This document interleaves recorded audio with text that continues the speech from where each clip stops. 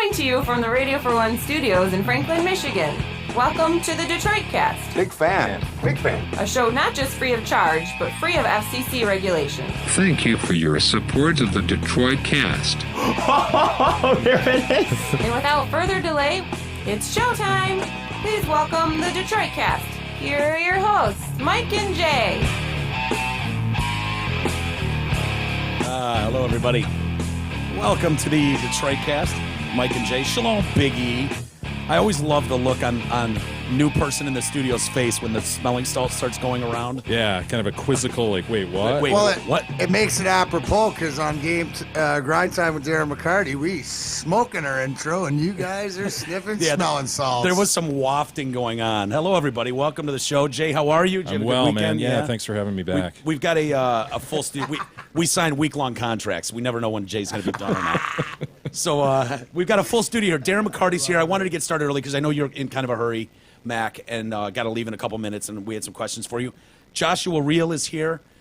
Dude, you are the guy, the director behind the new Russian 5 movie. It is absolutely brilliant.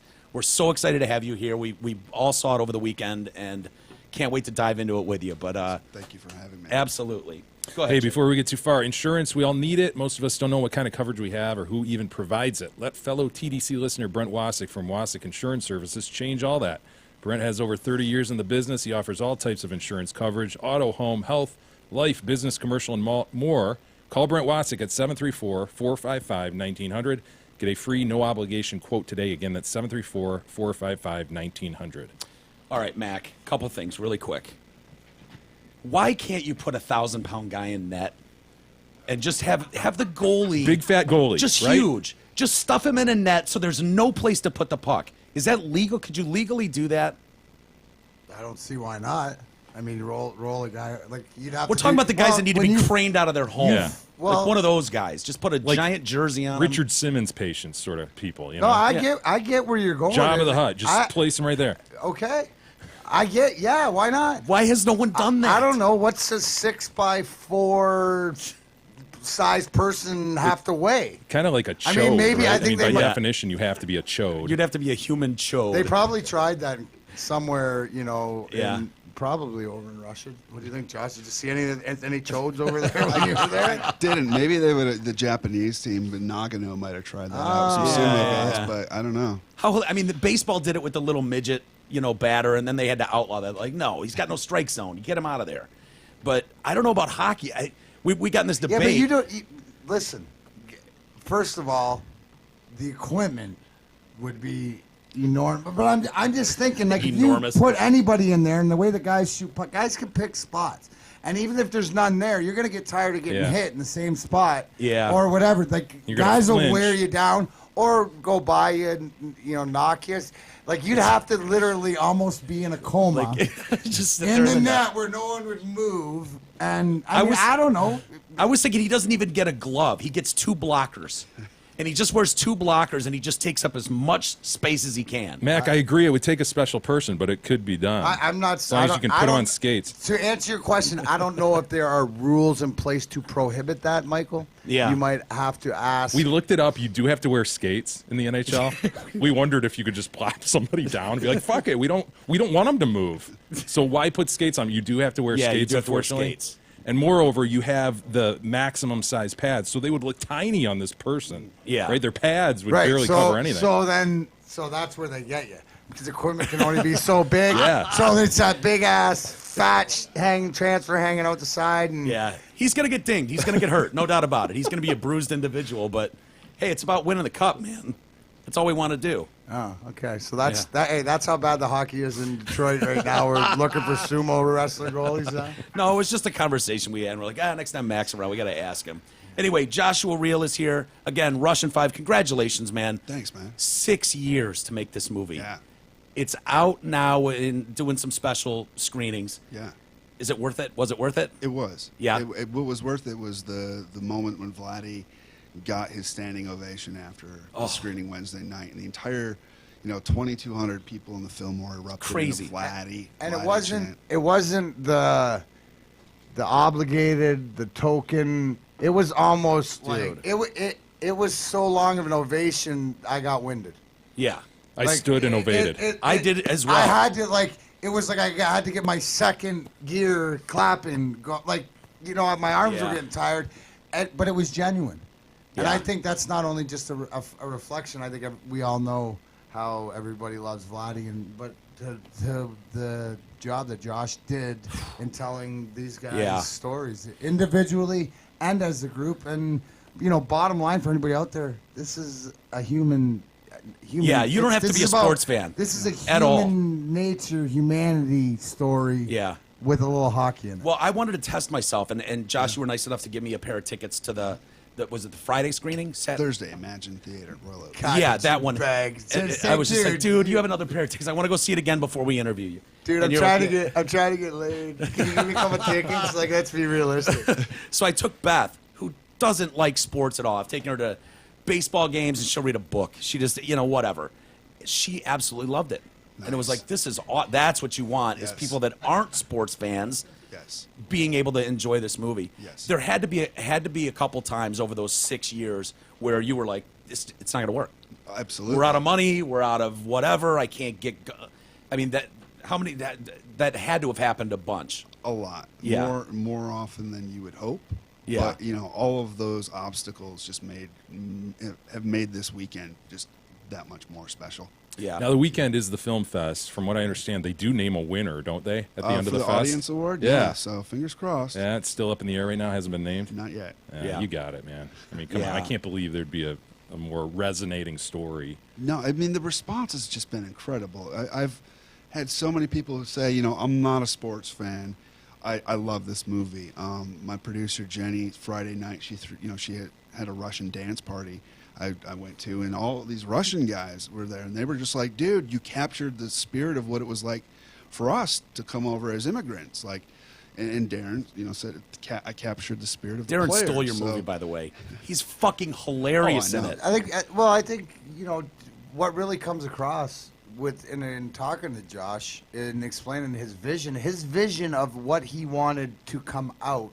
I think in filmmakers, a lot of times it doesn't happen for whatever reason. You brought up a lot of them, because who's controlling the money, because different people get involved, because a lot of times you lose that control, and hear everything that as I've had conversations with Josh and asked him on stuff, is that it really that's all you can ask for. And like he said, I covered the players, and Jimmy D covered the management, and well, dude, it was so funny before the movie started, and you guys had that nice VIP with food and stuff, and I was talking to Darren, and he goes, and I go, what? So have you seen this or anything? He's like, no. He's like, I don't really even remember doing the interviews, because it's over a 6-year period. And he's like, I'm like, well, when did you do them? Did you do it? He's like, yeah, I don't know, a couple years ago or so. And he goes, I don't know if I was sober when I did them. He said, as soon as I see myself on screen, I'll be able to tell if I was sober Darren or not sober Which Darren. was it? it was sober. I was sober. Were you? This is having a bad hair day. A well-timed F-bomb, though. It was well edited. Oh, yeah. And bam, Oh, dude. Came strong with that. Strong right out of the gate. Fuck him.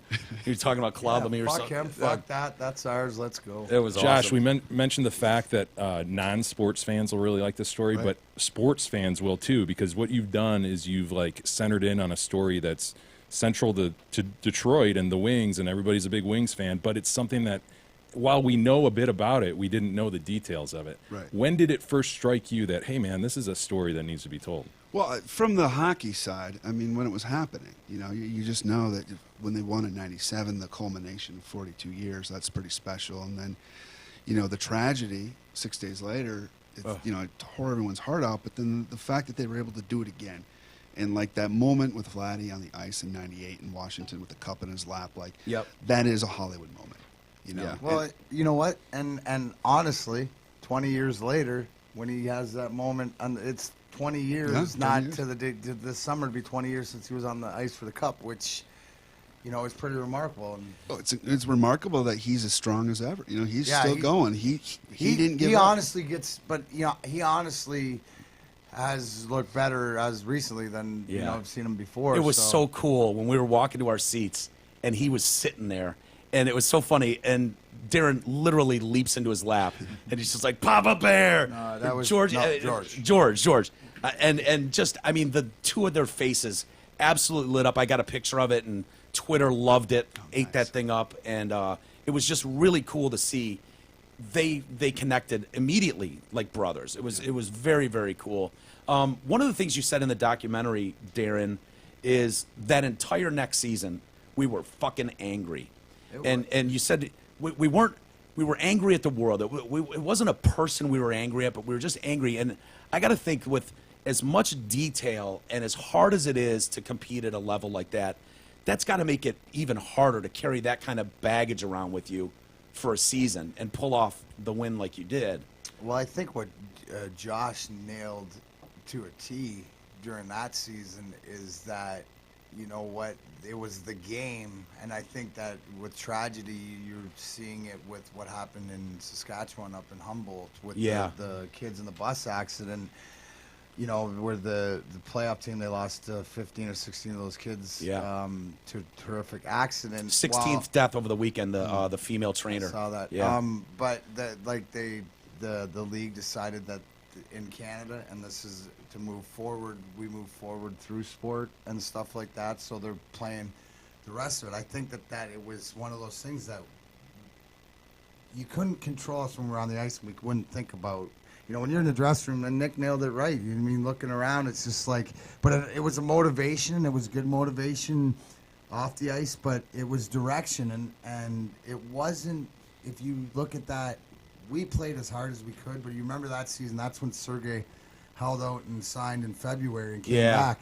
And it was, if you play it out the way it was, we had up until the finals. I think that it was one of those things that we needed our Superman, and for that series, he took that series over. He was fresh, but he came in, and the one thing about Sergei Fedorov is when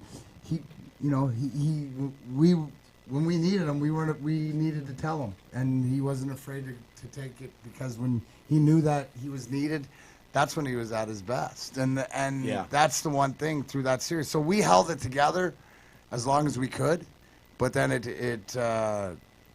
was mostly, had to be exhausting when it ended. To let that go mentally, it was because it all comes around in the end from the limo accident, from all the worst six to him on the ice with the cup with his brothers again, and that sort of was able to, for all of us, to sort of put it in its place and move on as human beings, I guess, looking back or whatever like that. That's why it was so huge. And like I tell everybody, like, those 2 years are like one big one. Yeah. So it was. I'm imagining you never felt like that for a season on any other team. But you don't feel like the years, like the 98, 99 season, the years after we won, you have this sort of like, you got to come and get it from us. We're the champs sort of thing. 98, like after the accident, we were just straight in playoff mode from day one because we were pissed. Yeah. It was like, but it just was the way it is. But again, we stayed. The bond between the rest of us was just as strong, and it was to a man. You never needed to give anybody hell, because it was like literally you're gonna get tired, or what we're going through. We're playing a game. He's battling for his life. Right. I mean, it's one of those things that when sometimes we get ahead of ourselves into our own head, and you forget the purpose, and just somebody would just give you a look, and it'd be like, oh, right back to reality, and okay, task at hand, and that was part of all of us that made our bond, and to this day makes our bond even greater. Yeah.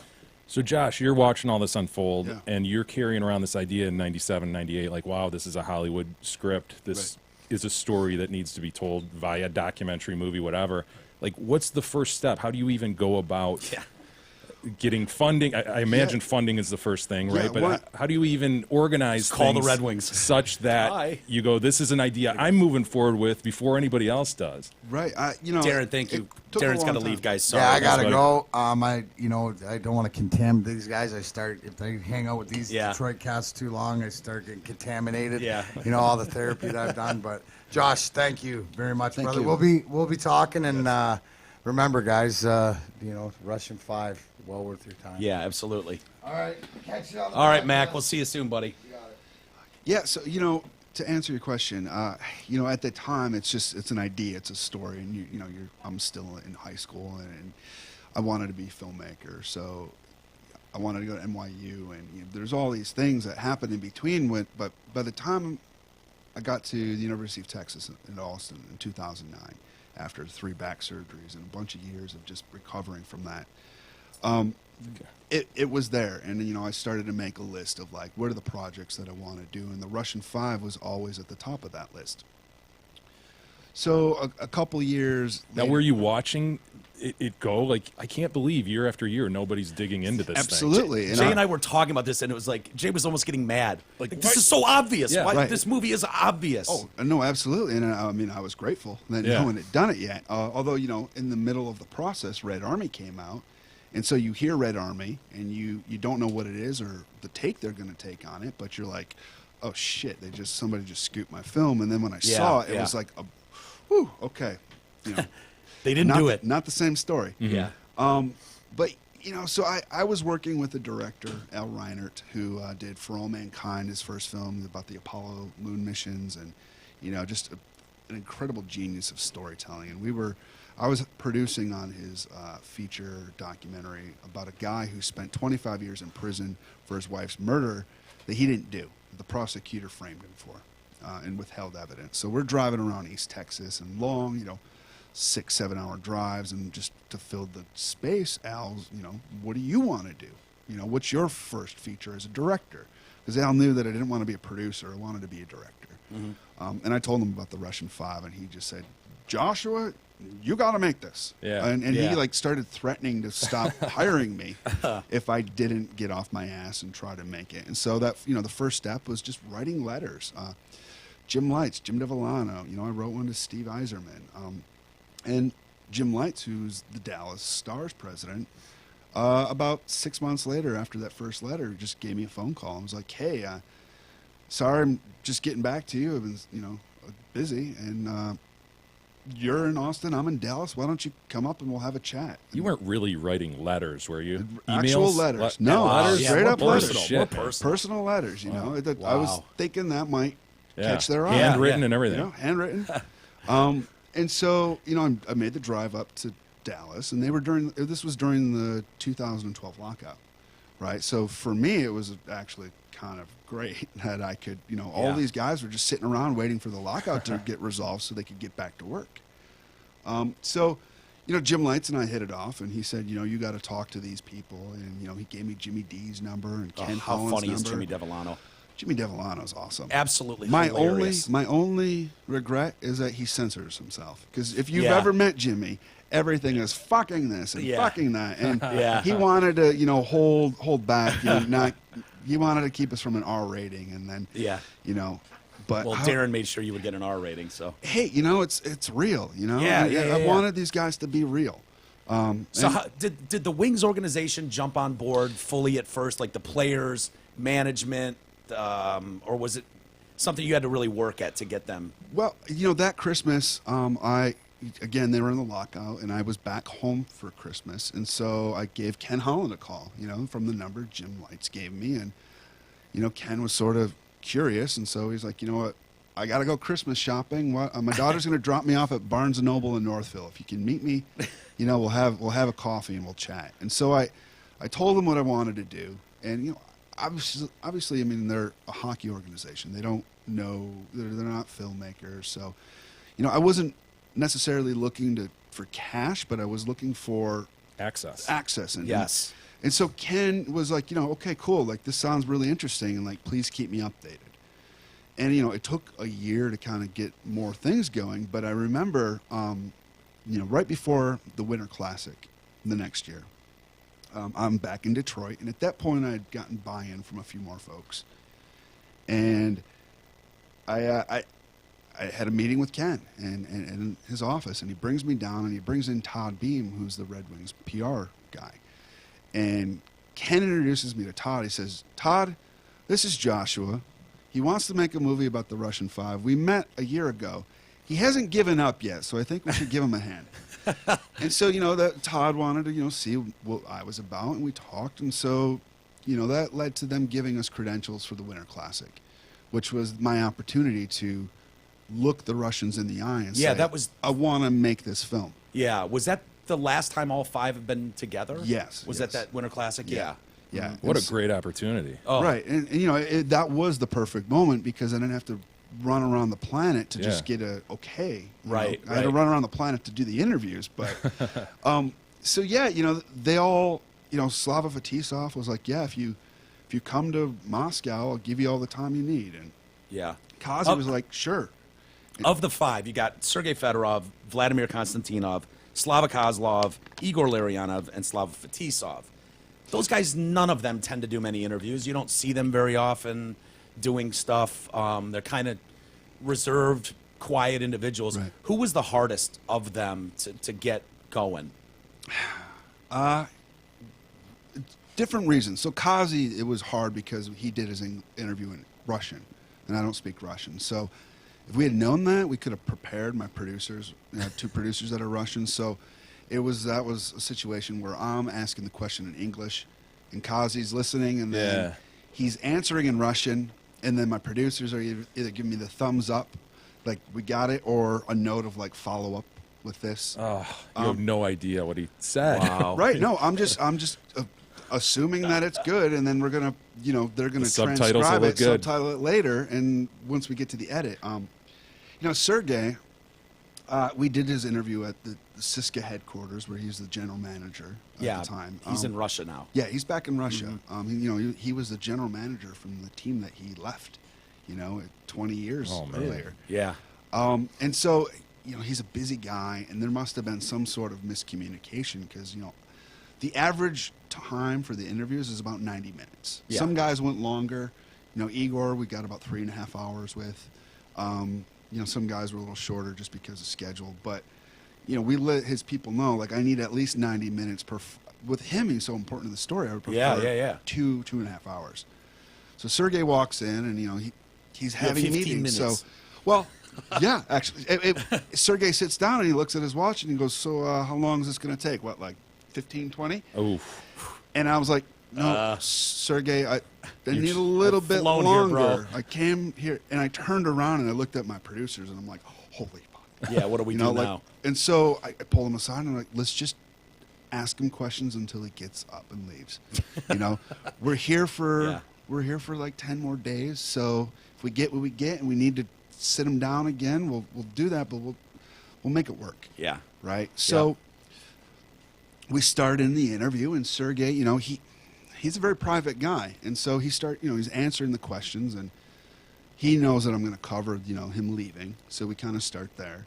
And then I start getting into, tell me about, the scoring race with Wayne Gretzky, and he stops. He's like, Josh, you realize this is supposed to be an interview about Russian 5, not Sergei Fedorov. Yeah. And that's when I realized that, like, I had all the pieces assembled in my head as to how it would work. But from their perspective, like, all they have to go on is the questions I'm asking. So for Sergei, he's probably thinking, like, I don't care about a scoring title, personally. Right. Like, if the Russian 5, like, why aren't we talking about Igor? And he didn't understand that, like, in the film, I'm going to build to that point. Mm-hmm. But I wanted the viewer to care about Sergei and Vladdy and Kazi first as people, not as hockey players. Because if you don't like hockey, but you care about them as characters, then once I get to the hockey, you're going to go with it. And if you love hockey, you're going to love it either way. But the issue Sergei raised has to be the most difficult part about documentary making, where it's just a huge puzzle. And it's in your producer's mind and on paper, I'm sure, to some extent, but you're getting pieces from various people. That has to be tremendously difficult. Yeah, and and again, they don't know how the pieces they're giving me fit into the larger puzzle. Yeah. So a lot of trust involved. Yeah, because they don't know if you're going to make a shit film too. Right, and they don't know the perspective I'm going to take. Am I going to make them see? Yeah, trash them as Russians. I know Vladdy's family was worried that we were going. How are we going to portray him leaving the Soviet Union? Because someone who didn't, maybe didn't care as much about the story might have just portrayed it as they were just trying to get out to America, and they were willing to cheat their way just so they could get cash. And I knew, like, Yeah. I knew two things: that Vladdy and Irina weren't really the ones. They were not the ones pulling the strings. That was Jim Lights and a couple other people. They were the ones who were just like, do whatever you can do to get us out as a family. As a family. Vladdy, there was another story that didn't make the cut because there's only so much time. Where Jim Lights and Brian Murray and Nick Polano met with Vladdy in Helsinki, or somewhere in Finland after a tournament, in about late 1990 or summer of 1990, after Sergei had come to the U.S. And they drive out in the middle of nowhere, and it's the middle of the night, and here's Vladdy in a starter jacket, freezing. He had to sneak away from the Russian hotel. And that's where he told them, he said, I want to come, but you have to find a way to get my family out. It's something that he had already told Jimmy D, but he was reiterating. He's we've made the decision. We want to come to America. And I think for the most part, he wanted to give his daughter the future that she would get in America. You got to remember, when Vladimir Konstantinov left in 1991, the Soviet Union was dissolving into the Russia and the various federation states. Those guys didn't know what position hockey would be. Up until that point, as hockey players, they were the legends. They were the top of the top in the sports world. Mm-hmm. But if shit goes to hell when things fall out, who knows? Mm-hmm. And who knows what the economic state will be in Russia? What would have been the consequences had Vladimir or Sergei or any of these guys been caught at a border with Jim Lights or Devlin or one of these guys? Yeah, the level of espionage that was going on. It's crazy. I had no idea full the of story. Cash, etc. Yeah.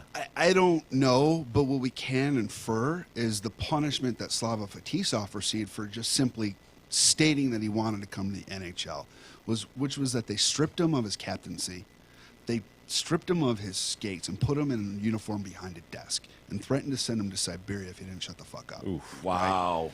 And if you know anything about Slava Fetisov, that didn't intimidate him. You know, he stood for his rights. So, but that was what they did to him for just expressing a desire to come to America. Actually, actively working to do it, who knows? I mean, they probably would have sent them to Siberia. To the gulags. Wow. Is this still a sensitive topic in Russia? I think it is. Just Russia right now. It's in a really interesting, weird place with the politics.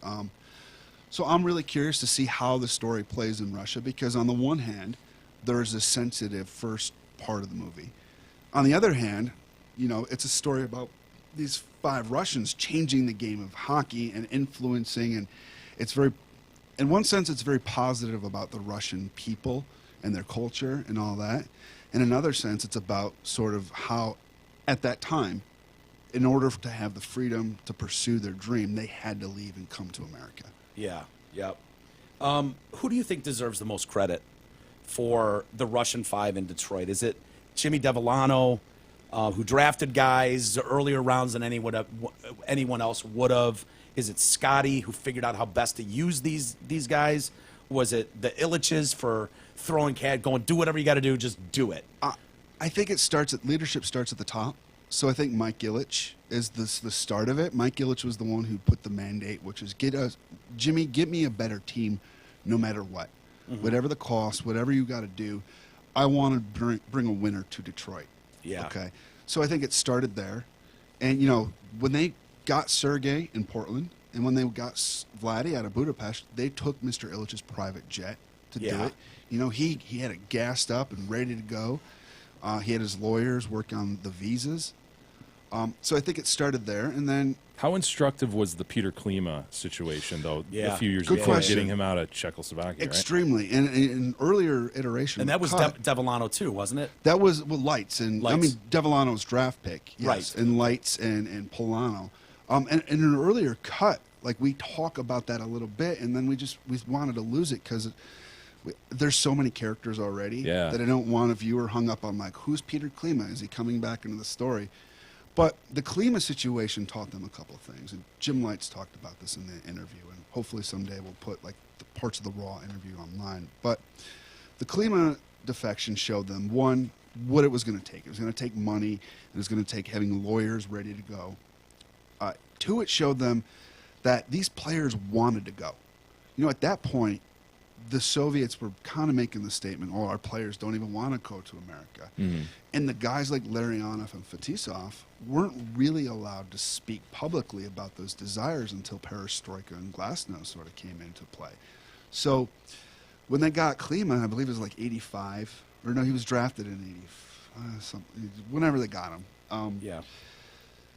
The Cold War was still full on. Yeah. Okay, and it started to wane between that and them getting Fedorov in 90. But Klima was super instrumental in them figuring out what are the things that we're going to have to do to get Russians out. Because, you know, Jim Lights talked about, to me, he said, you know, he wouldn't even dreamed of trying to get these guys from behind the actual Iron Curtain, like going into Russia. Right. Based on his experience with how terrified he was when they were trying to get Klima out of Germany. Right. Yeah. Well, Klima didn't make it easy either. He's trying to renegotiate his deal. He wants more money. Right. And then he totaled a Mercedes before they could get him out there. I think he took it out on the Autobahn or something in Germany. You know, the other thing with Klima that, again, we don't want to... And he wanted his girlfriend, too. He wanted to bring his girlfriend. fiance, It was like, oh, Jesus, dude. And when he got to America, you know, here's this European with long blonde hair who comes in with all this fanfare, all this talent, and he let the things that happened off of the rink distract him. Mm-hmm. So when Fedorov came in, there were a lot of guys who thought, here we go again.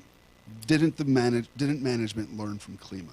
Yeah. So Sergei not only had to overcome the obstacles of like, oh, he's a Russian, but oh, he's a flashy European. Right. Yeah. That unfortunately, and it's not fair to judge, you know, people based on other people, but you know, the team's experience with Klima created a certain atmosphere that they're like, oh, is this going to be a repeat? Yeah. And then Sergei showed right away that like he was there to play hockey. Yeah. He was there Yeah.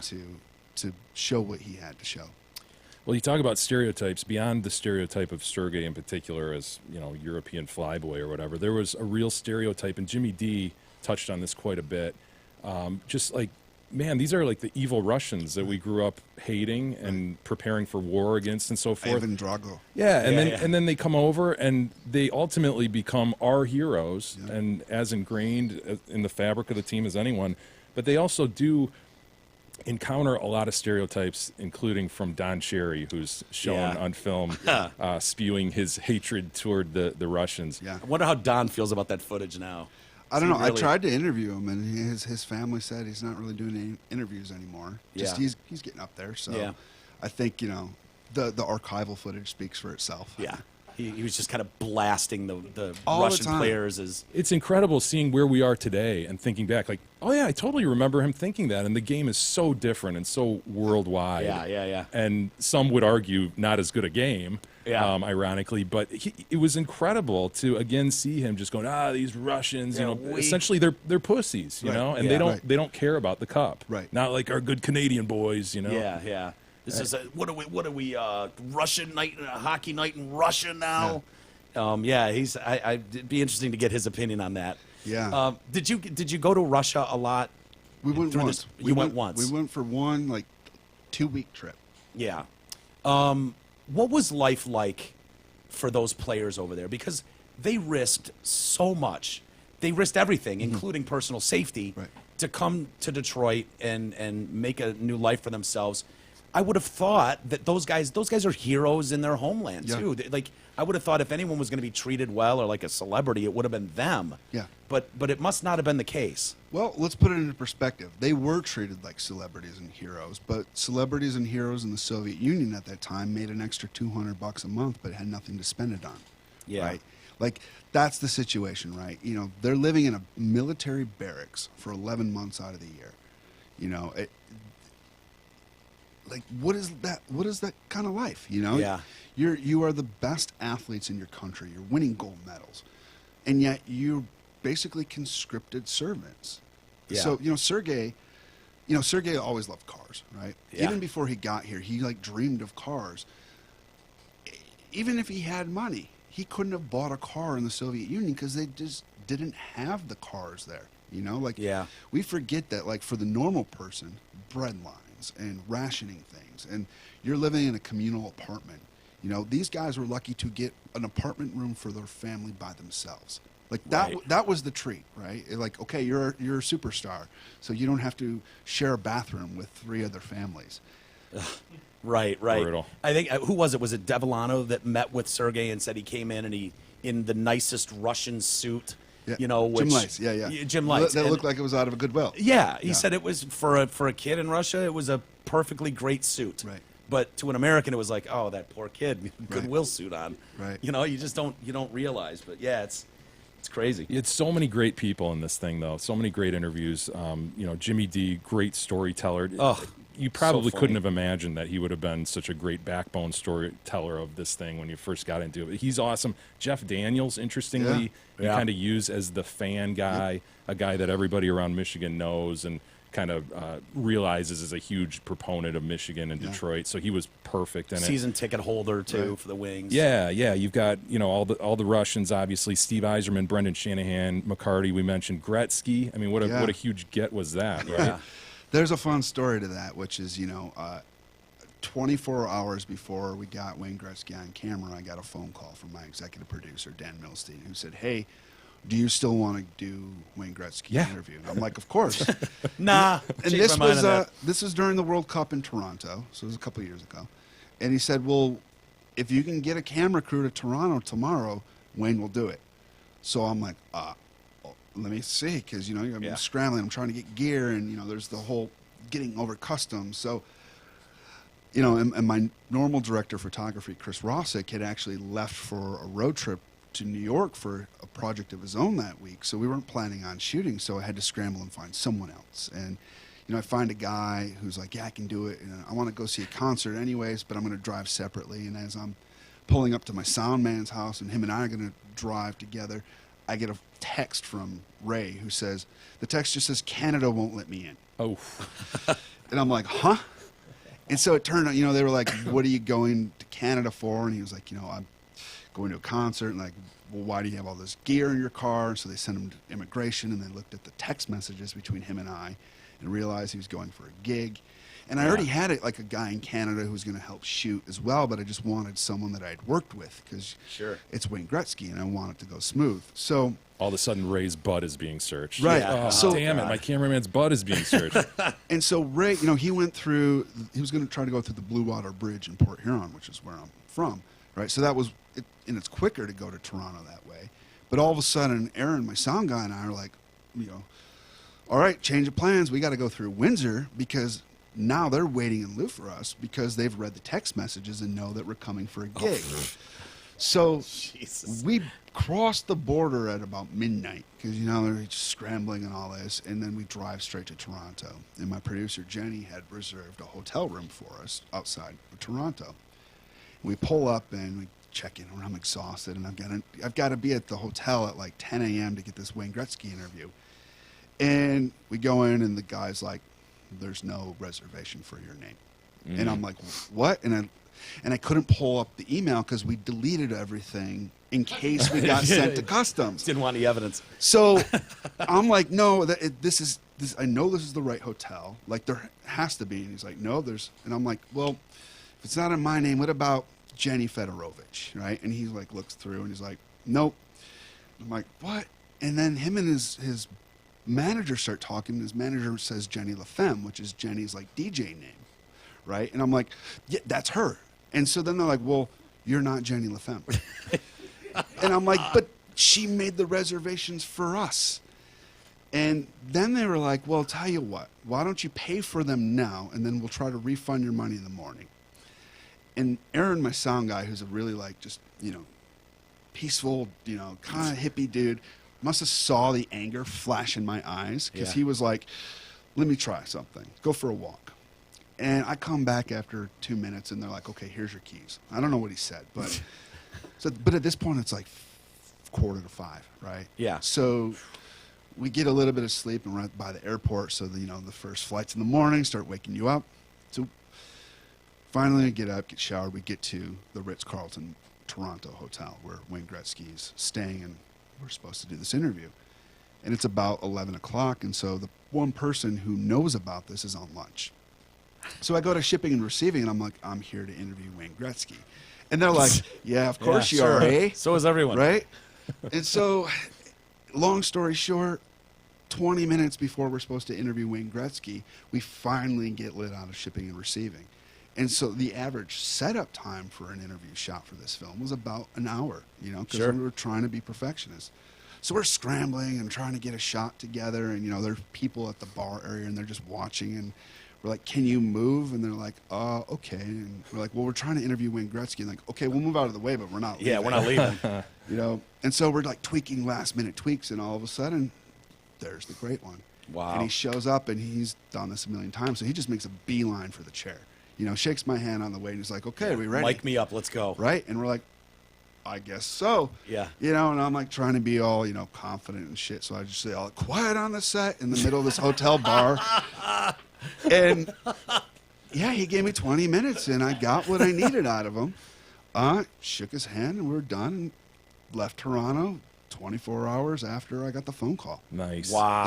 Yeah, he made a great piece of the puzzle because he commented a lot on Sergey and also on Vladdy, his Vladdy. respect for Yeah, Vladdy. You yeah. know? Yeah. Said he hated him, and he's Yeah. like, and when I say that, I mean I'd love him to be on my team. You Right. know? Yeah, I hated playing against him. I love the way that was pieced together too, because McCarty said something. I think like, yeah, Vladdy didn't give a shit who you were. He didn't care if you were Wayne Gretzky, and then Wayne Gretzky jumps right in, right then. Like, well, yeah, well, you know, Yeah. I didn't like him either. And it came together very nicely. It was awesome. But not only did you have the great one and other Mm-hmm. huge people talking, but you had a lot of ancillary people, like Yeah. one of the Sky waitresses from Redbird One. Denise Harris. One of what would you have? You had the Big Daddy owner.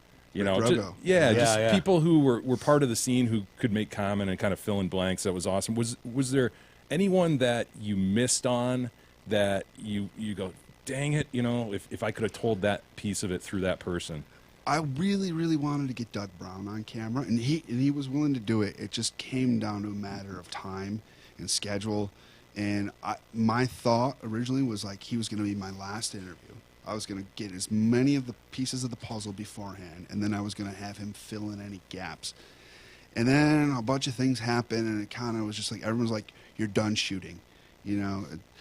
Let's just make the thing enough. Tell people why Doug Brown would have been important. Well, Doug Brown was the unofficial, you know, he's the sixth Russian, Dougie Brownov. Him and Sergey were really, really close, and actually Doug Brown's child, one of his kids is their godfather, Slava Fetisov, because they were together in New Jersey when Slava came in. So I think Doug could have really given us a unique perspective, and, you know, the movie definitely works without him, but I think it would have worked a little bit better with him.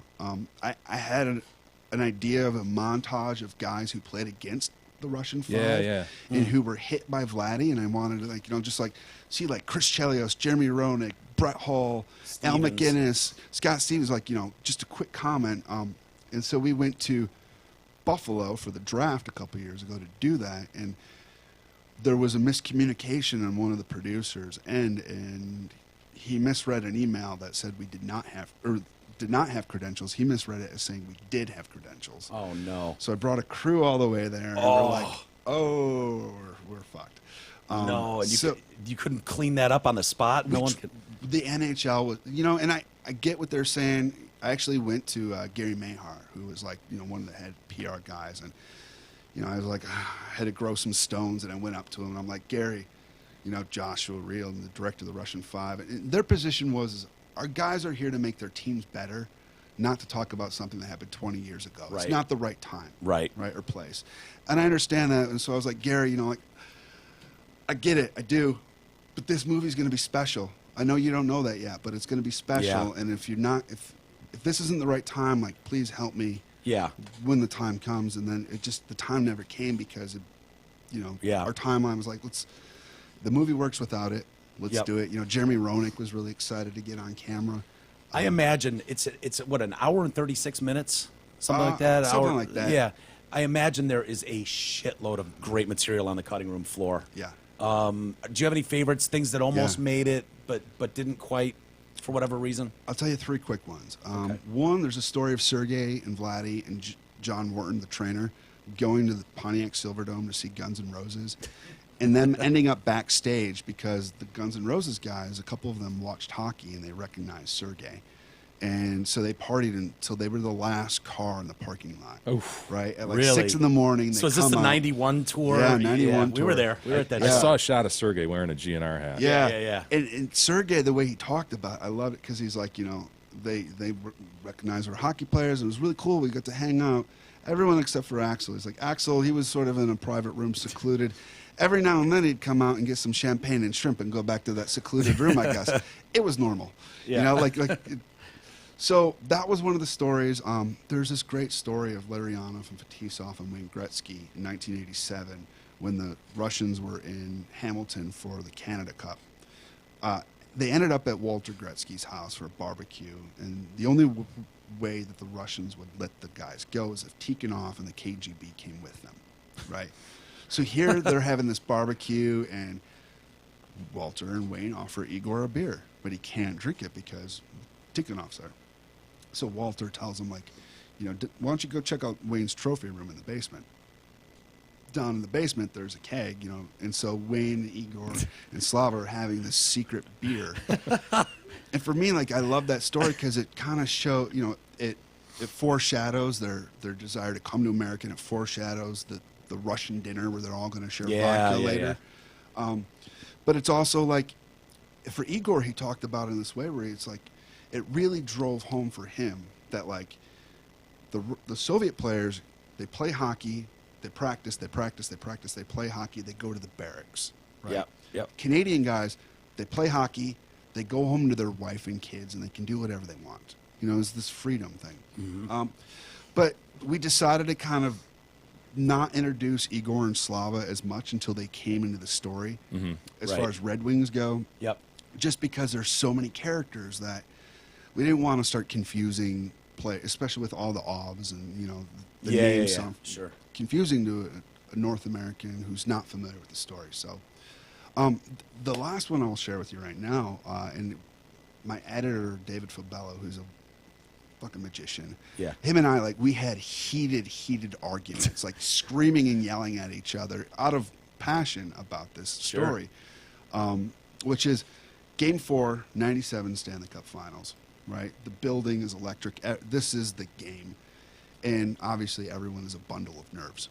And the puck drops and they're playing, and Scotty Bowman all of a sudden taps Dave Lewis on the shoulder and he goes, "Hey, Dave, isn't that Gordie Howe over there?" And he points across the rink. And Dave Lewis is like, "Yeah, Scotty, but, the game's going on." And Scotty's like, "Well, why is he there?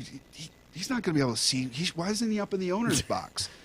And as he's doing this, the players are paying attention, right? And they're like, "What the hell is Scotty thinking?"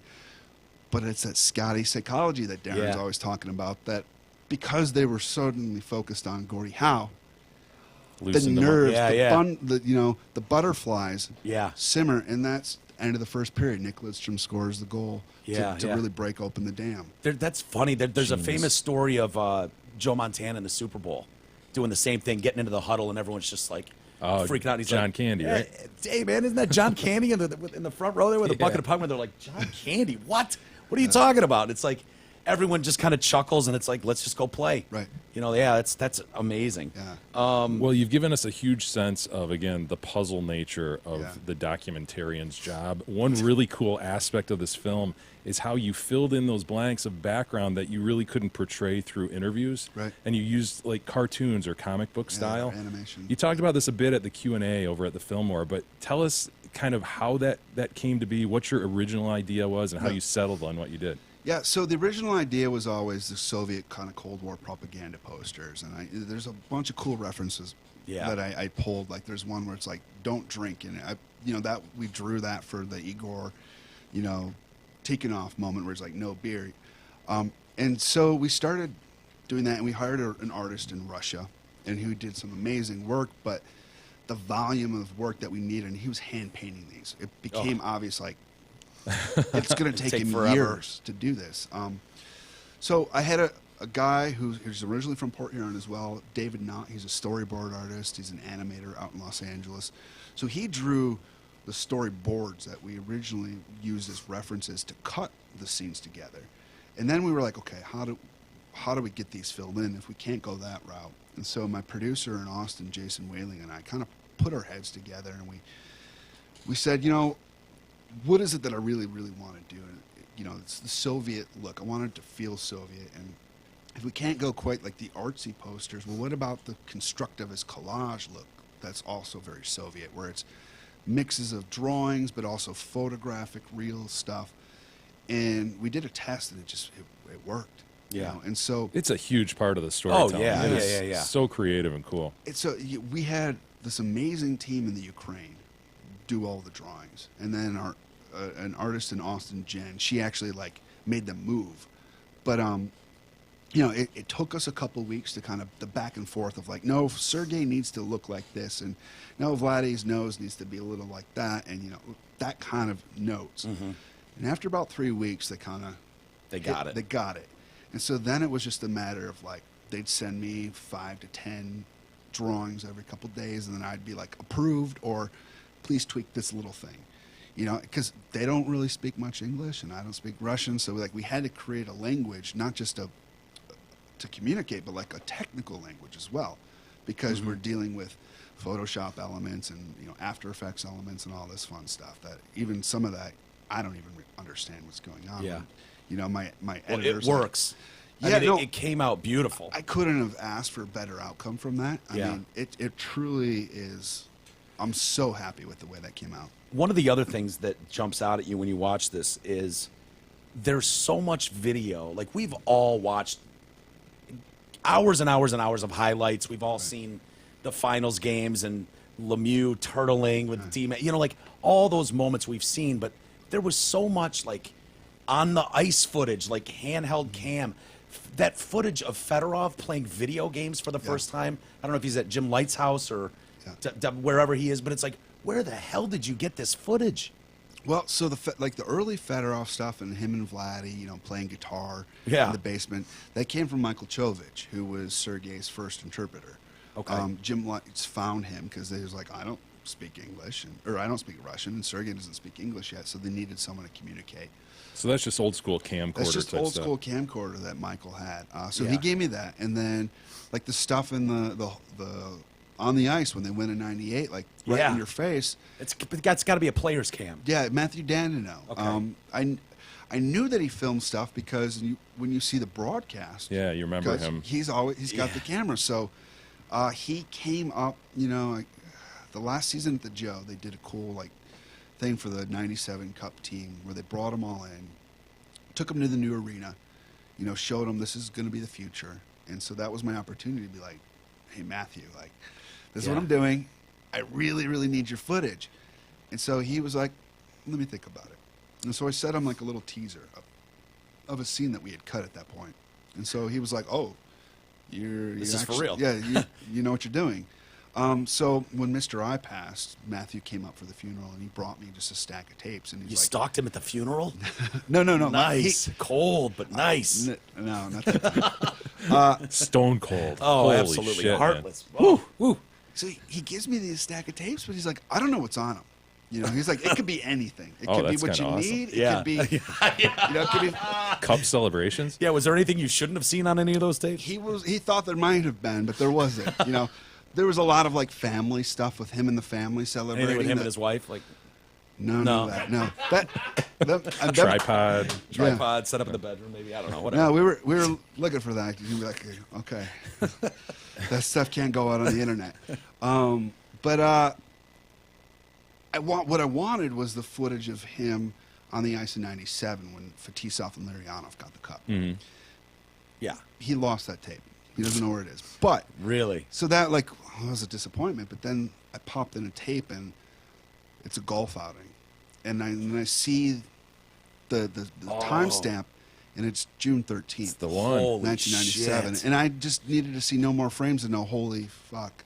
This is is hours it. before the Yeah, accident. this is the last footage of Vladdy before the accident, and Wow. they're actually Smoking the cigar in Yeah. the golf cart, talking. and they captured the moment when he left, where he's like, you know, he's talking. And I think John Wharton had the camera in his hand at the time. He's like, hey, move your cart. Yeah. Move your cart. You know. Yep. And he's asking them to move the cart so that they can leave and go back to the clubhouse. And the first time I saw that, I got goosebumps. Just Yeah. crazy. And so, you know, we would have otherwise had to animate that.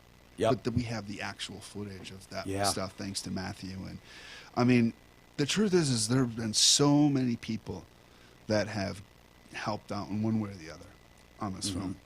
It took some work to get buy-in, but this story is so important to so many people that once they saw that they could trust my team and I with this story, and Yeah, it opened up. whether it was their home videos or their home photographs, or the Detroit Free Press did something incredible for us, which they've never done for anyone, which was let me go into their warehouse and take out the photo books of negatives.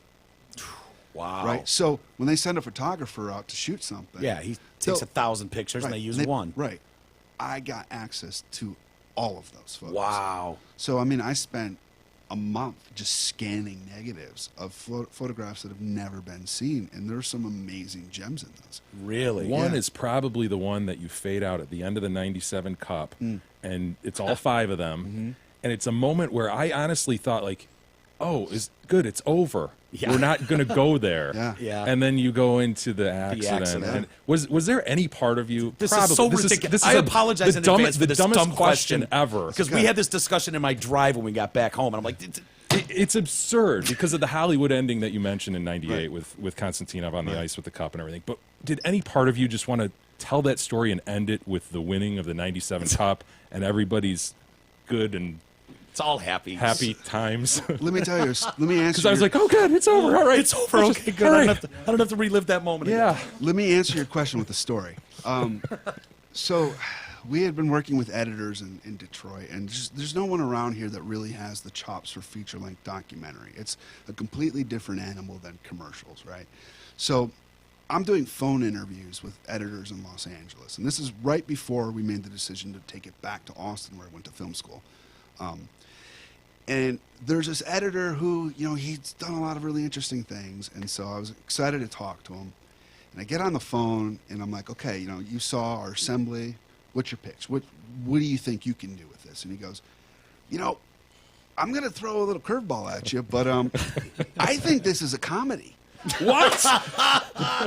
Hold on. And I'm like, I know it's got comedic moments, but a comedy? He's like, dude, you have it all there. I don't think you need the limo accident. I think you just ended in '97. You make it a and I was like, I'm going to cut you off right Some there. Benny bud. Hill music, maybe? Right. Right. I told him, I'm like, this is the story. This is what happened. This is the Can heart. you imagine how insulting it would have been know. to everybody involved? Yeah. Had you What's that? That guy works at Best Buy now. That guy- say that again, Tim. I had your mic down. That guy, that editor, aspiring editor, now works at Best Buy. Yeah, I as think he in the- should. In the Samsung department. No, it made that whole editor search funny for a minute, Yeah. because it was like, and he's someone from LA, he doesn't know the story, and I explained to him very kindly and not calling him a fucking moron. That it was like, no, that's you want me to rip the heart out of what makes Yeah. this Yeah. different than everything else. Was that done on purpose to kind of go fade to black before? Yeah, no, 'Cause Jay noticed it. And it was like, Yeah, it's sort of like our credits going to pop right now. calm before you know it's coming. Yeah. Well, so obviously everyone here knows what happens, right? And so for you, the question was, are they going to go there? Well, I knew you were going to go there. I just didn't want you to. He wanted the Disney ending. Yeah. Yeah, our They hope, won the cup. Yay. our hope is that this film breaks out beyond Detroit, beyond Yeah. Red Wings fans, and Sure. reaches people who don't know the story. And so David Fabella, my editor, and I worked really hard to kind of give you that sense of we're wrapping it up. So that when the limo accident hits, it hits the viewer as hard as it hit us in Well- Metro Detroit at the time. You accomplished it because you felt it in that theater. Yeah. It sitting there, I was sitting next to Darren, and he's elbowing me the whole time because he knows what's coming up, Right. and seeing the look on his face, and just you could feel it in the. It was like we were forced to relive those feelings all over again. The second viewing, I'll be honest with you, Beth looked at me, and I've got a tear coming down my face, and I felt like a pussy, but I'm like, Jesus, this is unbelievable. How much emotion is in this. And you did that on purpose, you son of a bitch. Yeah. I know you did. You pulled heartstrings. That's But, my job. Dude, it's incredible to get into the detail of some of that stuff. And you could tell all these years later, 20 years later, Sergei Fedorov, I don't Yeah. want to talk about the accident. Like, he Yeah. did, but those guys didn't, you know, No. it was not easy for them to do. I learned pretty quickly to not stagger my interviews chronologically, because when I did that, the closer we got to the accident, the more everyone would tense up because Really? they start dredging those memories, and you know, in the back of their mind, they know what's coming. And they're like, "Oh, look at the time! I got to get Yeah. going." Yeah, and so actually, Joe Kosher, you know, that He was did that? yeah, and you know, he actually did have to go, but you know, he chose that moment to be like, instead of one more question, he was like, "I gotta go. We can pick this up later." Right. You know, Yeah. hopefully we pick it up somewhere else. But yeah, you know, Sergey, when I asked him about that, he really shut down. And like what you see in the film is just a fraction of how emotional he got in the interview chair. Yeah. And what was really moving to me was, you know, he's like, "No, I can't talk about it." And so you don't want to push him too hard, because I still wanted, you know, I don't want him to get up and leave, because Yeah. at that point, you know, we were already an hour and 10 minutes over the amount of time he thought it was going to be. Right. But that Right. response is as valuable to the film Yes, as anything. Absolutely. yes. Totally. I had the facts from so many other people. I needed the emotion, and actually, so I followed up that with Sergey. I was like, "Well, can we talk about the fans' reaction, the vigils that we all remember?" And so Sergey started talking about that, but then, of course, it opened the floodgates, and he got emotional, and Every good interviewer knows this. but he cut That's how you himself do off it. again. He's like, "Nope, sorry guys." Like, Yeah. you know, he's like, "I know you were going to ask me about this. I apologize. It's just too hard." And I really felt for him in that moment. And, you know, again, Sergey gets this rap for being, you know, Mr. Cool, Mr. Hollywood. Out for People think himself. you know, a lot of fans thought he was a selfish guy. No, man, that dude fucking cared. Yeah. Like, he cared a lot. Yeah. You know, and I think it bothered him that people didn't think he cared, because, you know, he's a private dude. You know, it sounds funny that he's out there and he's, you know, paparazzi Yeah. and stuff, but Well, you'd see him. You know, I've got a picture somewhere of him, like it's a T-shirt, but it's like mesh. The whole thing is mesh, see-through mesh, and he's there with Anna Kournikova at a barbecue. You know, and it looks so flashy and out of place. And it's like, if there's a Lamborghini, it's going to be his. Right. You know what I mean? And so that's where he got that from. And then leaving the team. You know, Yeah. a lot of people felt like, but Yeah, you know- when you talk to players, Darren will tell you, dude, you guys are so wrong about Sergey. Right. You just are. let me say something about him leaving the team, which, you know, I know that the Illiches felt burned and the city felt burned, but we got to remember, like, they brought him to America where he could have freedom. Yeah. Freedom to choose to do whatever the fuck he wants with his life. And right? And so then how are we going to get mad when he uses that freedom to go somewhere where he felt was just a better fit for him for his Yeah. life at that point in time? Right. You know, and I know Sergey really, he regrets the decision. You know, we talked about it off camera. Really? He, you know, it's one thing that he wishes he could take back. He feels like his agents talked him into making that decision. I know he probably did need a change of scenery at that point in his life, but the way it happened, I think he probably, you know, I can't speak for him, but my gut tells me that he probably wishes it would have been done differently. It wasn't for money, because he left $10 million on the table. Yeah. It was a personal human choice, and like, Darren said he was always like a kind of a Hollywood guy. He liked the sunshine and the beach. Like, you knew that when he first got here. He dreamed of that kind of thing. So it didn't surprise Yeah, Darren that here we are with 6 months of fucking winter. Winter, It's, yeah, You know, it's like, just why like- wouldn't you leave? You know, if got had a that in chance? Russia. He doesn't need, you know. well, the one line that was one of my favorite, just single lines that we cut, just because the way we restructured him leaving to open the movie. He talks about when he arrives in Detroit that summer, July 24th, 1990, when he was remembering this big smile across his face, and he goes, "Best summer ever." Yeah. He's like, and then I was like, Michigan summers are the best, right? And he's like, yeah, but that summer, every day, 85-degree weather, every day. Yeah. You know, and yeah, the sun, you know, and someone coming from, you know, he grew up closer to the North Pole.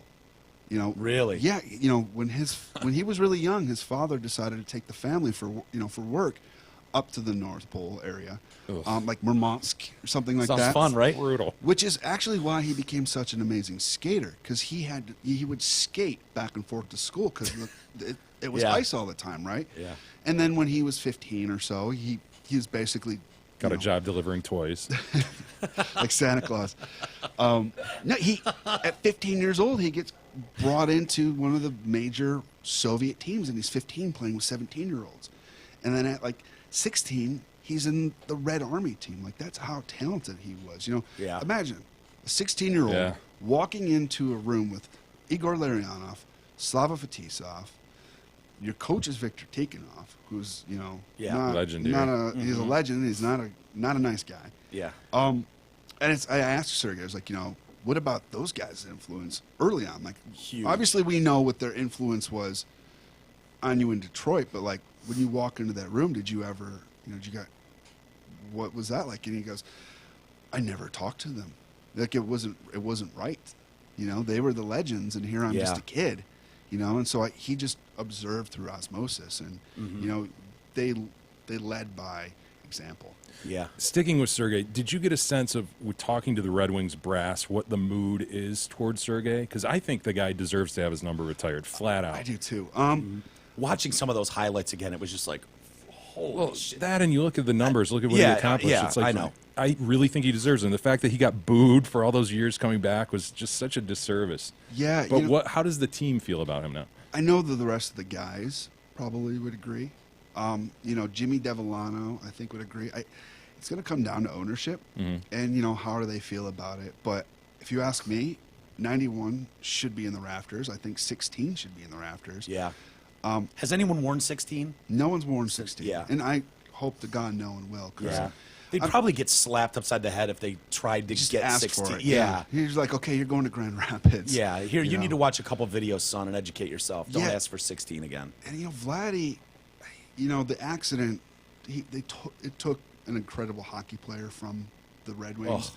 but more importantly, it took an incredible human being from his family. How and from his is he teammates. now? I heard that I heard that he really, really enjoyed the movie. He was. He had a fantastic. He night. turned around and looked at him at one point. He said, ear to ear smile. Just Yeah. yeah. He can walk short distances now.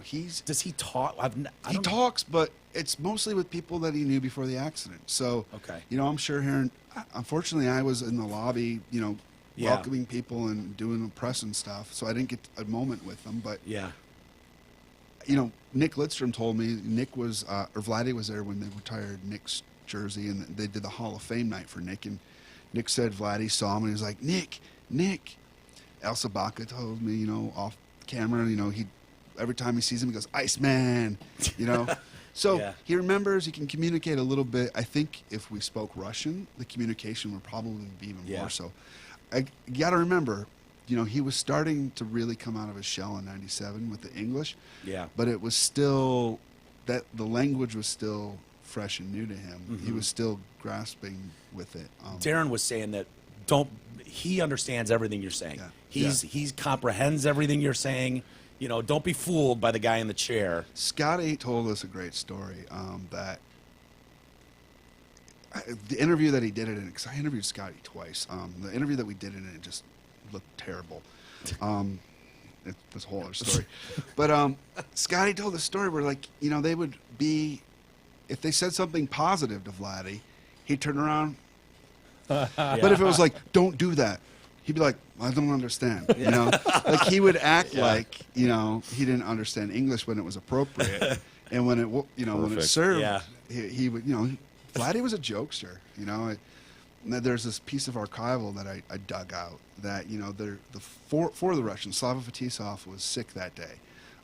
Dave and Mickey were going to have them do, we wish you a Merry Christmas and a that Happy was New funny. Year. Yeah. And beforehand, Vladdy's like, well, how's my hair? How's my hair? fix hair. Oh, I need a shave. He truly had a beautiful personality that, I think he would have transcended the Russian label, where Sergey had the superstar qualities, but because of his personality, some of the fans didn't see him as a blue collar. Yeah, I was going to say He was Vladdy so was rugged. Vladdy was just rugged, nasty, blue good. collar, and Yeah. Rick Rogo told me that Monday morning, the accident was on Friday. Monday morning, Vladdy was supposed to tape his first endorsement deal. Really? Vladdy, I think, would have become the face of that defense, right? And he might have been the captain after Stevie Y left instead of Nick Lidstrom. Yeah. He was the guy who was a captain in the Soviet Union after Fetisov left. So Vladdy had that leadership quality. Well, there's video you got that I never remembered. It was after they won the cup, and they were having a celebration on the ice. And Vladimir had all kinds of nicknames: Vlad the Impaler, the Vladinator, and he would wear those the Arnold, sunglasses, and he'd be in posters. I'll be back. And seeing him on the ice after '97, put those glasses on and say, "I'll be back," and knowing that only a few days later, that would prove to be not a true statement. Right. Darren looked at me at one point and just goes, "Fuck, man, I don't remember that." Yeah. And I was like, "Yeah, I've never seen that before." Yeah. I mean, that you had to understand what that was when you know. That was something I remembered. You did. I remembered because I skipped school to watch the parade and watch the rallies. I think a lot of us did at that age. So that stuck with me. What I didn't remember from that rally. And it didn't make the film because we already gave Igor and Slava Fetisov their due in our fake ending as we're wrapping up. But Igor comes up and he thanks the crowd in that event. And the crowd starts chanting, "1 more year, 1 more year." And Igor starts getting choked up, right? And he turns his back to the crowd just so he could compose himself. And then he's like, "Well, you're going to have to talk to these guys." And he points to Scotty and management, Yeah. But that shows you how much and how quickly the Red Wings fan base fell in love with these Russians. Yeah. Igor at that point was only there for 2 seasons, and we were dying to have him back. And we're lucky that he came back. Sure. Was there one of these guys that you thought you knew, and maybe the answer is Sergei because we focus on him so much, but is there one that you thought you knew going into it and you found that maybe they were misunderstood by the fans or even by you and your what you thought was their story or their personality? Sergei's a good one, but I'm going to throw you out another one, which is Darren. Darren, in my mind, and a lot of fans, he's the guy that beat the shit out of Claude Lemieux, right? He's the tough guy, and Darren's had a lot of his personal life has been in the public eye since then, for better or worse. And so, there are people who actually told me, like, "Why are you interviewing him? He's not coherent anymore."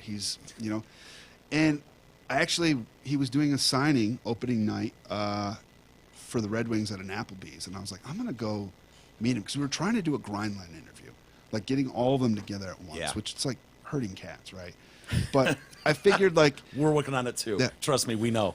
I had Draper's number, Get the I had lasso out. Kosher's number, I had Maltby's. I had the numbers. I needed Darren's, and I needed once I had them, I could try to coordinate that. So I met him at Applebee's, and there's a line of people waiting to get autographs signed. And Darren we start hitting it off right away about, oh man, Russian 5, and I was like, this is going to be a good interview. I don't know what these other people are thinking. Yeah. And at that, Darren, I think the day that we did the interview was his 1-year anniversary of being sober, right? Yeah. So I sat him down, and I don't know what to expect. And some of the people on our team who knew him as a player were like, don't expect much, right? And within 10 minutes, I'm like, this is going to be one of the best interviews of the movie. He was brought hilarious. huge energy. He's He hilarious. brought huge energy. He's got energy. He's hilarious, but he's also really thoughtful. Yeah. He's deep. And, he gets the last words in the film, Yeah. He summed up what the story of the Russian 5 means better than anyone else in a single soundbite. Yeah. And, that was really cool to figure that out. This He guy cares Yeah. so much. There's so much passion. You see it when he meets fans. Yeah. He's got a moment for everybody. It's funny. One of his guys was with him a few months ago at some bar signing thing, and they were just playing highlights. A lot of Wings highlights and Darren highlights because Darren was there to do an autograph Right. thing. And he says, I look down the bar, and Darren's standing there watching this video, and it gets to him scoring the game-winning goal, 97 Cup Finals, and he says, Darren has a tear coming down his eye.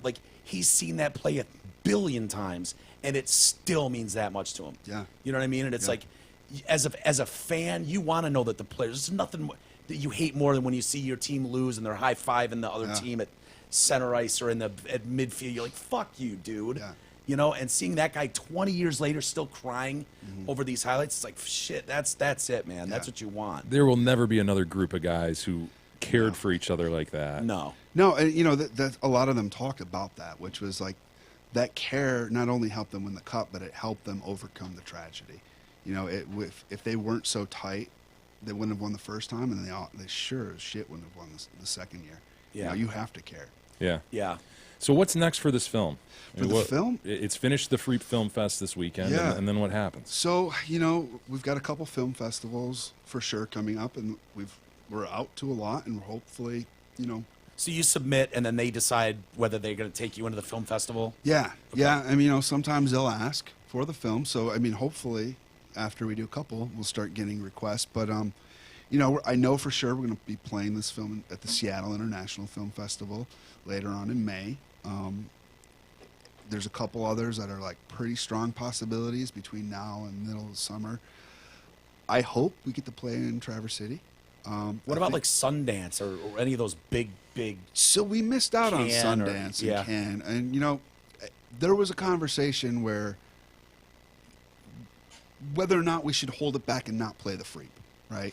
You know, and hold out for one of those bigger festivals. And we had one of the top sales agents in the industry, who's a Metro Detroiter, be like, "I wouldn't do it. You know, like hold out for Tribeca. I think you might have a shot here." And my team and I went back and forth, and at the end of the day, Kathy and Steve at the Free Press really, really care about what they're doing. They're trying to bring something special to Detroit. I just knew that, like, if there's ever a place where we're going to show this film for the first time, it should be Detroit. Yeah. And honestly, man, we could have played Cannes. It would not have been the same reception as we got at the Film Mall. Dude. Like, I could not. They're chanting "Let's go Red Wings" before Yeah. the thing starts. Chanting for Vladdy, applauding, standing ovations for big moments Right. in the movie. I mean, it was unreal. Right. And so, you know, some people will be like, well, of course people are going to respond like that. It's Detroit. It's a hometown crowd. How's your film going to play outside of the region, right? Yeah. And I know that will be our obstacle for really breaking this out. But I gotta Great tell you, documentary is a great documentary, man. Yeah. I've watched a million of them, and sports ones. just like you were saying, your friend, and there's so many I had so many people come up to me and say, I don't watch sports. I don't like sports. I'm not a hockey fan. But I really love this movie. Yeah. There's something. And so for me, the goal was always from the start was to make a human story about hockey players, not a hockey film. Yeah. Right. And I'm based on the reception this weekend. I feel pretty confident that we succeeded in that goal. Okay. So now It's a hard feeling to have, isn't it? Because I guarantee you, I know from being a producer on a morning show and having to put together Cliff Notes theaters and stuff like that on the Jerome Mike show, I would listen to it so many times and cut and paste and this and that I start doubting. That's not funny. Right. Well, you've listened to the same fucking joke 300 Right. times. And so it's like, is this any good? I don't know if this is any good. Right. Or, you know, for us, I mean, we knew it was good. Okay. Like we knew. Yeah. We knew it was good. But the question was, is it great? Right. Good for me isn't good enough. You know, like Yeah. I'm everything that I went through to make this film, like to make it good, just Yeah, that felt sucks. like 6 years for something good. Fuck that. Like I want it to be great. Yeah. Okay. And that's why we spent so much time on this, is to make it great. The reception of the crowd, the people that have seen this so far, has been phenomenal. So I hope that we play some more fests in those, you know, outside of the region, and then the word starts getting of like, no, this is a really great movie. Yeah. It's not So what do you hope to get from that? Just distribution? Yeah, you know, and we're already talking to that, you know, on that end. We're figuring that out. You know, we want a TV deal, right? You want to play HBO or Showtime, Dude. You know, 30 for 30 maybe, but they said no when I was trying to find it. Really? Yeah, they were like, you know, hockey's not big, and we're already working on one hockey story, so what do we need two for? And I actually went, Connor Schell, who's like the head honcho at ESPN now. He was a head honcho at ESPN Films at the time, South by Southwest. I was in Austin. He had already kind of rejected the project by email, and I hunted him down. I tracked him down after his panel, and I cornered him like, dude, I don't care what hockey story you're telling, this is the best one. Yeah. And he looked at me, and he's very polite. He's like, you might be right, we're already pretty deep into production on the other one, though. So Ah. make it and show it to me, and maybe we'll air I was it. going to say, can't you just send them a copy? Yeah, but they're gonna, pay far less than what we Yeah. paid Yeah. to make it. The great So- thing is, though, that there's never been more avenues than now, right? Right. Yeah, So, I mean, we would love a TV deal, right, and Netflix and all that stuff, but Hell yeah. also, Hulu, Amazon Prime. There's right, there's so many channels, and also I think in some ways we could self-distribute this, right? Like, let's cut out the middleman because Yep.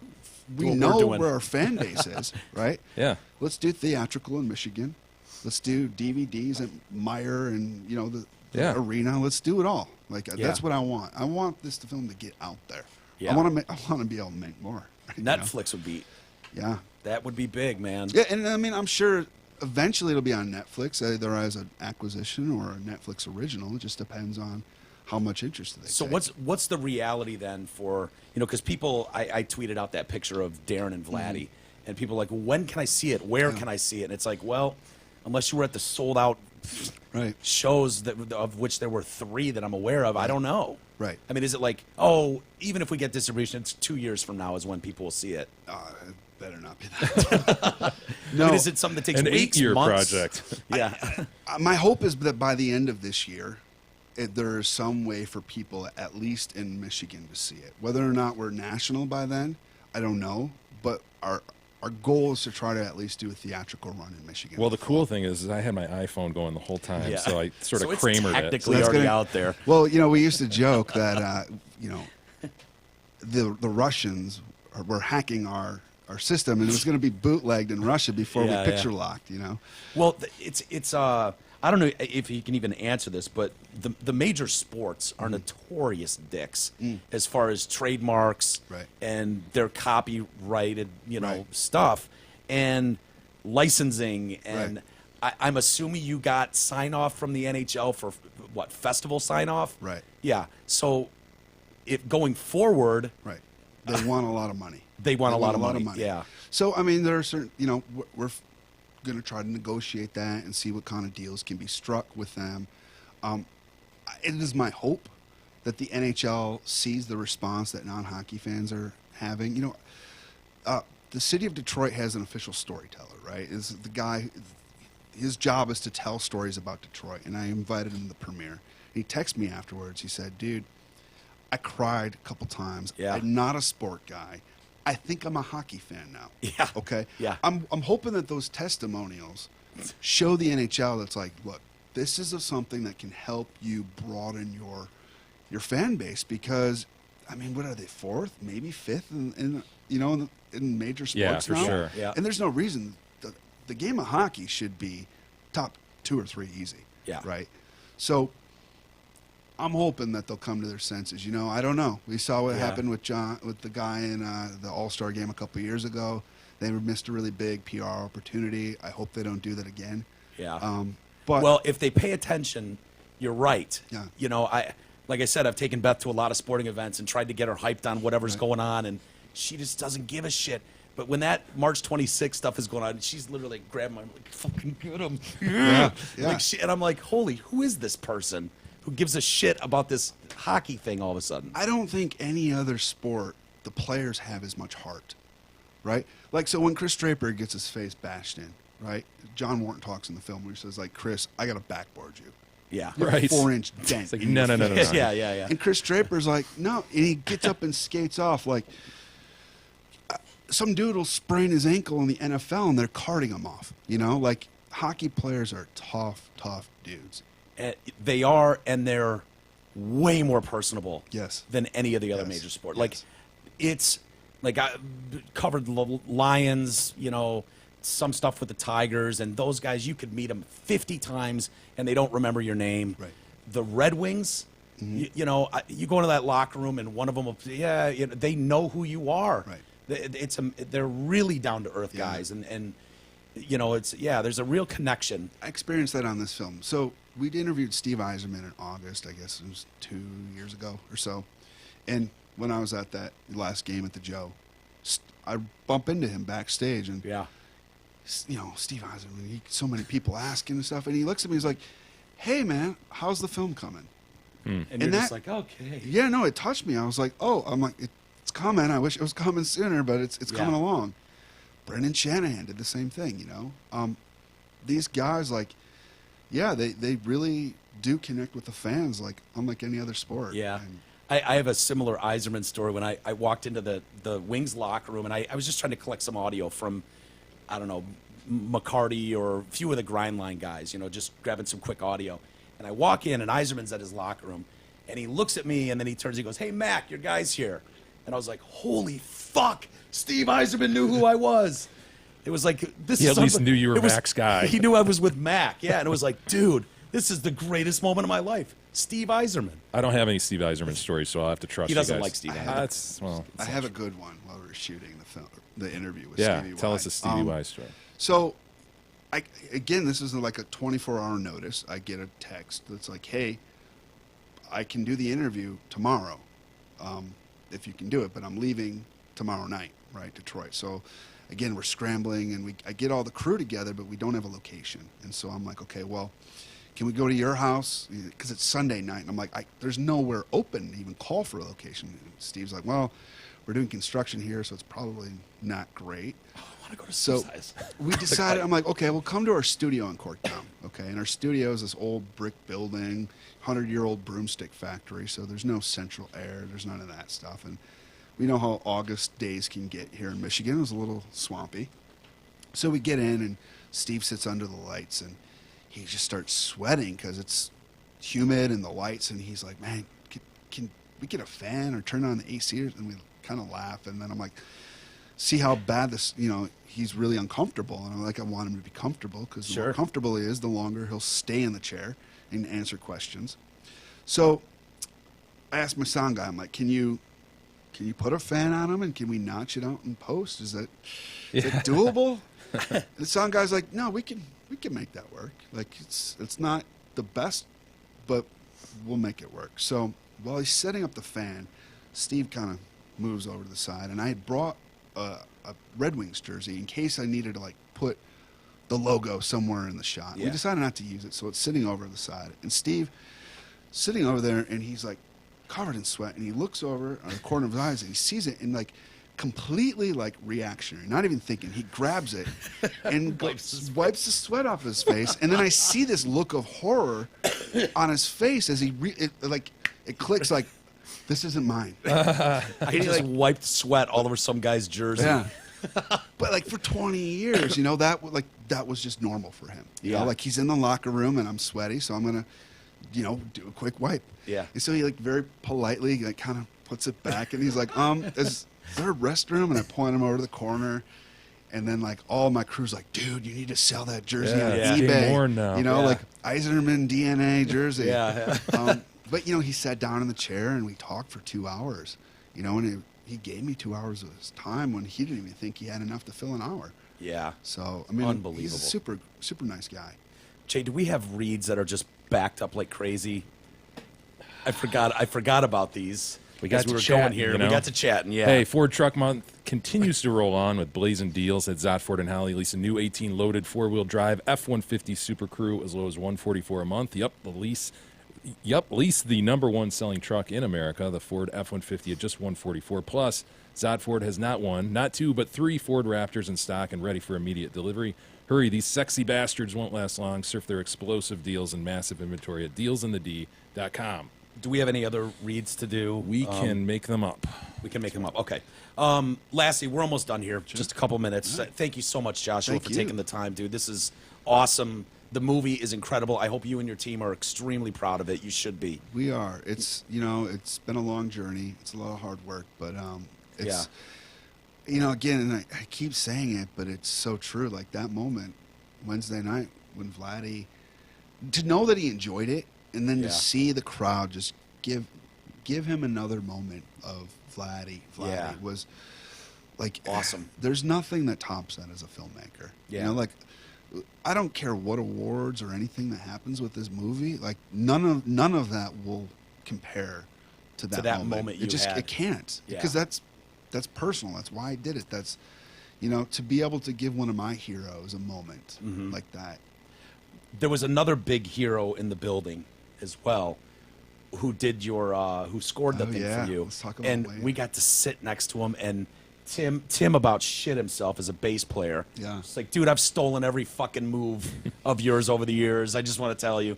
And he couldn't have been nicer. And it's Wayne Kramer, Brother Wayne. yeah, founding Yeah. member of the MC5, and you know, how did you get him tied into this? So we had hired his wife Margaret to do our music supervision, and they had actually worked together on Eastbound and Down, which is one of my favorite shows. Yeah, love right? it.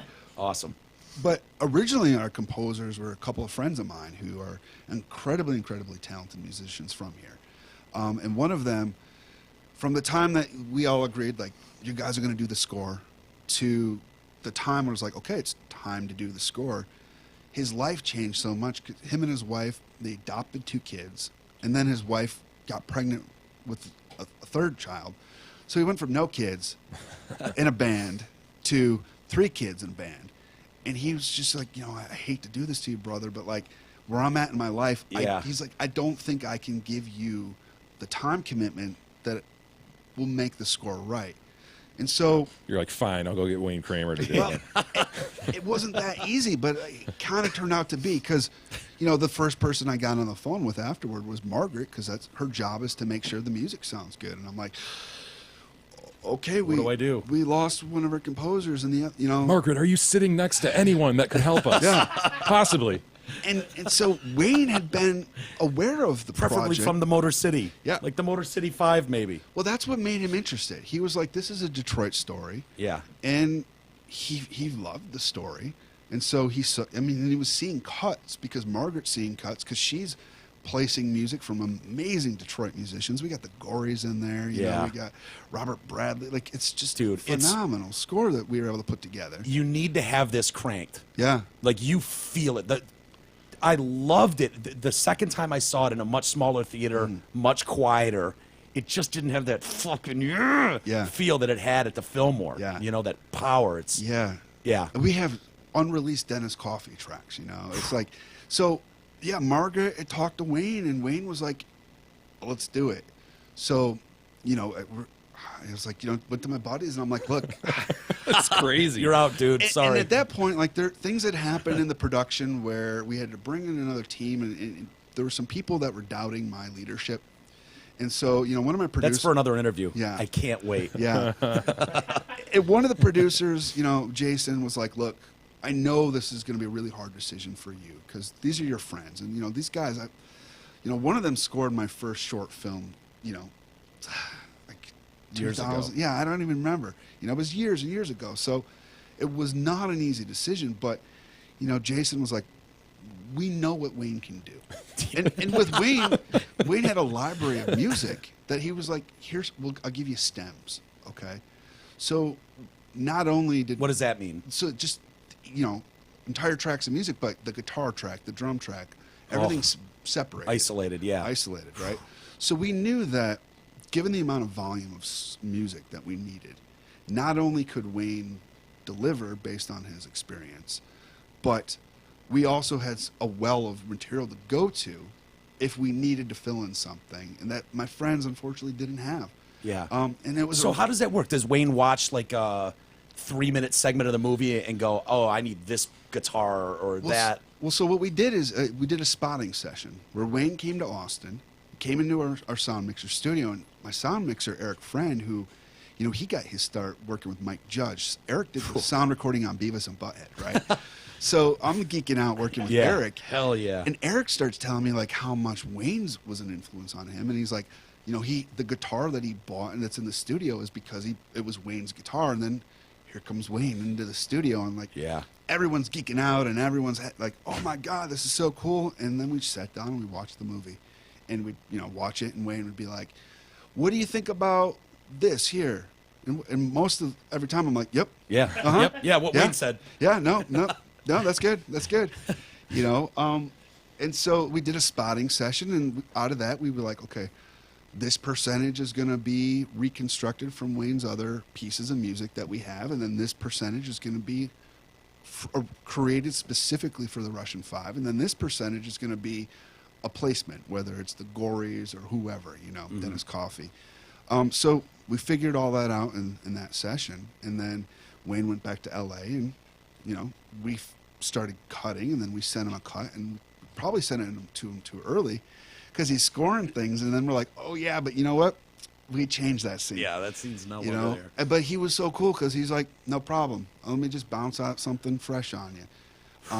And so, it was a real trip to like every day get a new piece of music created by Wayne Kramer specifically for me and For my your film. movie. Yeah, it was really surreal, and so I'm glad you understand how special that is. Oh, yeah, I mean- it's not taken for granted. no, the MC5 and what they're Yeah. legends, and what Wayne did and what he went through, Yeah. and all that. Like, what is it? Guitar, jail, jail guitar door. And so jail actually, guitar door. Yeah. I'm going to be doing something with Wayne and Margaret to benefit that. I can't talk too much about it yet. Okay. But, Basically, Yeah. for those that don't know, Wayne went to jail for a couple of years, sold coke to an undercover cop early on, Yeah. and he's been trying to give back to prisoners. He does Yes. concerts for them. He gives guitars. Yeah, and So, they're creating a program where prisoners are learning to play music in jail Yeah. to give them something to help them with their rehabilitation. Yeah. They find He's that put together some monster shows with Tom Morello. some iconic names. It's Yeah. like, holy shit, they're playing at whatever prison, and you're like, Right. damn, dude, I wish I could be at that show. Who do I got to kill to go to that show? Right. So we're gonna make some sort of little short film about that organization. Because for me, I got my start with featured documentaries working on criminal justice stories. And so Yeah. we were actually having a conversation with Margaret and my producer Steve after the screening Friday night and after Wayne's show, and they're pitching one idea, and I'm like, yeah, but I really, really like the idea of the guitar, following the guitar from the factory to the jail. Yeah. And they're like, well, filming in jails is interesting. I've done it. I interviewed a triple murderer in jail once. Yeah, So which I'm one? like, Some guy Some guy in Texas. Yeah, Of course. He admits it. Yeah. He showed me his stab wounds. So, for me, like, to be able to have the opportunity to work with Wayne Kramer out of this project, but then also like to have them ask me to be involved with something, to Hell give yeah. back. It's like, man, that's so fucking cool. Yeah, the So doors is that are open. And is that what is next for you? That will be something that's next. Gotcha. Because this film took 6 years. Yeah. There are about a dozen ideas that have been piling up, just begging to get some attention. Right. A couple documentaries, a couple fiction films that I want to do. Well, if this movie doesn't open a lot of doors and opportunities for you Yeah. to do whatever you want, I don't know what will. Yeah, I well, mean, it's that good, seriously. Thank you. Yeah. I really appreciate that. Yeah. Because the truth is there were moments where it just seemed like it was not going to happen. Yeah. And I just told myself, like, Vladdy never gave up. These guys didn't give up. I can't give up on them. Yeah. And I knew that if I didn't, something good would come out of it, and I'm hoping that I'm able to sustain a career Yeah. based on this. I know, there needs to be a film community in Detroit. Mm-hmm. Detroit, in order to do that, needs filmmakers such as myself to make films here and then stay. Yeah, I was going to Yeah. say, don't get so big and then you're out of here, man. No, I want Yeah. to stay. I want to stay. I had a long conversation about this last night with one of the main people in charge of the Michigan Motion Picture thing. That they lost their incentives through the legislature. Yeah. They're trying to figure Sucked. out. Yeah, they're trying to figure out other ways to help filmmakers, and so I got really intense with her, and I'm like, I apologize if I'm being intense, but I want to stay. We'll check on him. We'll Yeah. check. We'll calendar We'll that. see where he is. Yeah, Yeah. jot 5 this years. down. I want 6 to. years. I want He's sitting in his mansion in L.A. Of course. I wanted to stay. Cliche, Mr. But- Cliche. But the incentives. No, I want to own a home here. Yeah. And I don't want to be here in winter. I'll be honest with that, and I can't. And it's hard for me with the back surgeries I've had. Yeah. But that doesn't mean that I won't own a home and put roots down here, and then find a way to go in warmer climates for work, but bring the work back here. Yeah. Like, that's the dream, right? It's Is worked to for be able- Kid Rock and Eminem and, Yeah. and Jeff Daniels. I Well, mean, there's There's a Lots of documentary guys. in the music scene. I know that. There you go. There's Beyond Motown. That could be one of the things that I Dude. might think about next. There's one on the podcast scene too. yeah. Darren's got a pretty interesting story too. Yeah. If I ever do anything else involving hockey, You heard it here first. That would be it. If I do hockey. Read his book. Yeah. It's phenomenal. It really is, yeah. Joshua Riehl, thank you so much for coming in and spending all Thanks this for having time me, with guys. us. Thank you. Russian 5 is the movie. Keep us posted. Yeah. Any news about where it could be or whatever, we'll pass along to the audience because I know they're going to be half pissed at us because they can't see it. Yeah, if people go to therussian5.com, there's an email sign up, and as soon as we know, you'll know. Right? Okay. So we're hoping to figure what's up next really soon. And Okay. if you're in Seattle, or Washington, we'll have some dates pretty soon, but we are going to play that in mid-May. And then, hopefully we'll, have other spots over Yeah. the summer across the U.S., Europe, There and you then go. Canada, and we'll see. And Very if not, $5, $10, do a link on your website. Yeah. People do it. There's plenty of avenues, as Jay We'll said. get so. it out there. Hell yeah. People will get to see it. Hopefully they'll love it as much as that, Yep. the 3,500 people who saw it these last 3 days have seen. Yeah. Well, thanks for your time. Yeah, for thanks coming so in. much, I really Joshua. appreciate you guys having me. Absolutely. This This is great. I can't wait to do it again. We've got some other subjects to discuss Yeah, with you, yeah. so look forward to it. Cool. Thanks, pal. Thanks, guys. All right. Well, why don't we kill it there, Jay? We've gone long, so we'll call it a day. Thanks, everybody, for hanging with us today. Thanks to Joshua Riehl for hanging for the whole show with us. We'll be back tomorrow. We'll see you guys then.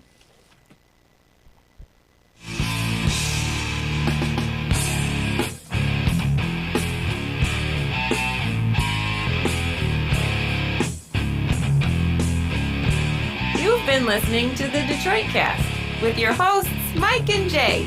From all of us at Radio for One Studios, thank you for listening. And as always, thank you, Detroit.